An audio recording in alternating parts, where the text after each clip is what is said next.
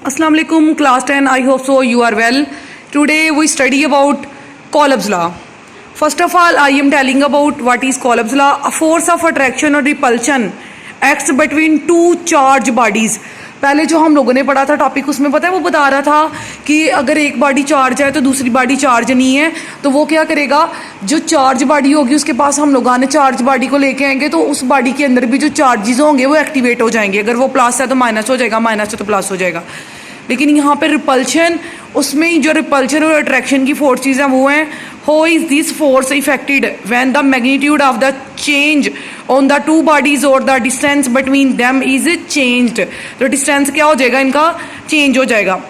First of all scientist था, French scientist था Charles Coulombs, 1736 to 1806। In 1785 experimentally established, इसने 1885 में इसको दिया था लॉ को, fundamental law of electronic force between two stationary charge particles. दो स्टेशनरी का मतलब होता है साकन, इनके ऊपर कोई चार्ज अभी मौजूद नहीं और चार्ज रुके हुए हैं, कोई भी अट्रैक्शन नहीं हो रही। द फोर्स ऑफ अट्रैक्शन और the repulsion between two point charges is directly proportional to the product of the magnitude of charges and inversely proportional to the square of the distance between them. ये इसके square के equal है। F directly proportional है, Q1 एक charge है, Q2 दूसरा charge है। F directly proportional होगा 1/r स्केयर, और r स्केयर आप लोगों को पता है क्या है, रेडियस है। अगर हम लोग ये प्रोपोर्शनैलिटी को इक्वालिटी में चेंज करने के लिए कांस्टेंट यहाँ पे लगाएं तो k लगेगा। F इक्वल है k Q1 Q2 over R2। यहाँ पे हमने इक्वेशन 1 और इक्वेशन 2 को कंपेयर किया है, where F is the force between the two charge changes and is called the Coulomb's force. वो जो दो चेंजेस के दरमियान में फोर्स आ रही है उसको कहते हैं कोलम्स फोर्स।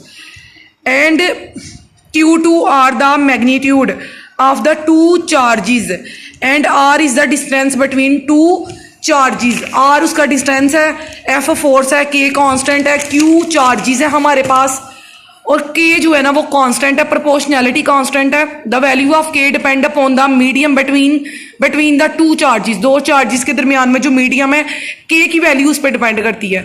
अब जो K की वैल्यू है वो है 9 × 10⁻⁹ न्यूटन मीटर स्क्वायर पर कोलम स्क्वायर।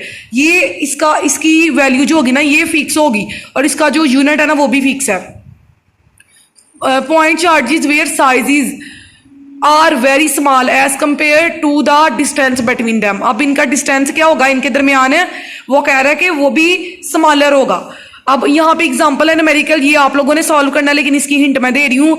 R2 है, R है हमारे पास 0.5 मीटर, Q1 हमारे पास है 500 माइक्रो कूलम। इसको हम लोगों ने, माइक्रो होता है डेसी सेंटी मिली माइक्रो, तो ये होता है 10⁻⁶। तो 500 को 10⁻⁶ से मल्टीप्लाई करना है। Q2 है 100 मल्टीप्लाई 10⁻⁶ कोलम। अब यहाँ पे आता है F इक्वल है K Q1 Q2 ओवर 2। इस फार्मूले में वैल्यूज पुट करनी है और आप लोगों ने इसका आंसर मेरे साथ शेयर करना है। ओके, ये आज का हमारा था फिजिक्स का Coulomb's law class 10th A का। आप लोगों ने इसको लर्न करना है और लर्न करके इसको लिखना है। कल मैं आप लोगों की नोटबुक्स चेक करूंगी और ये न्यूमेरिकल प्रॉब्लम भी करनी है। Okay, thank you very much.